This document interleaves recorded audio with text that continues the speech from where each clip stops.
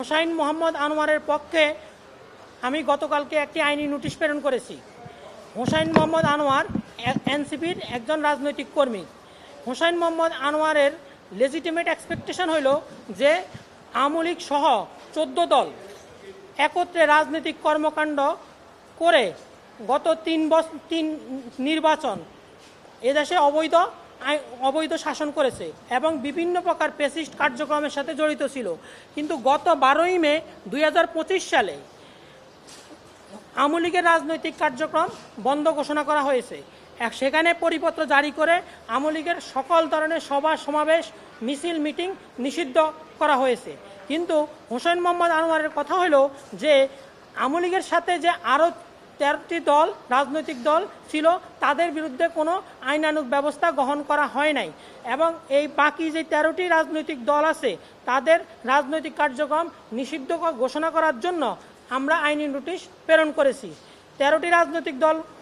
বাকি 13টি রাজনৈতিক দল হলো জাতীয় পার্টির এরশাদ প্রধান গোলাম মোহাম্মদ কাদের, জাতীয় পার্টি মঞ্জু প্রধান আনোয়ার হোসেন মঞ্জু, বাংলাদেশ ওয়ার্কার্স পার্টি প্রধান রাশেদ খান মেনন, গণতন্ত্রী পার্টি প্রধান নুরুর রহমান সেলিম, গণ আজাদি লীগ প্রধান হাজী আব্দুস সালাম, বাংলাদেশের সমাজতান্ত্রিক বাসদ রেজাউর, বাংলাদেশের সাম্যবাদী দল মার্ক্সবাদী লেনিনবাদী প্রধান Dilip Barua, national Awami party nap Muzaffar, গণতান্ত্রিক মজদুর পার্টি প্রধান জাকির হোসেন, জাতীয় সমাজতান্ত্রিক দল জাসদ প্রধান হাসানুল হক ইনু, শ্রমিক কৃষক সমাজবাদী দল, বাংলাদেশ তরিকত ফাউন্ডেশন ফেডারেশন ও কমিউনিস্ট কেন্দ্র, এই বাকি 13টি রাজনৈতিক দলের রাজনৈতিক কার্যক্রম নিষিদ্ধ করার জন্য আমরা আইনি নোটিশ প্রদান করেছি।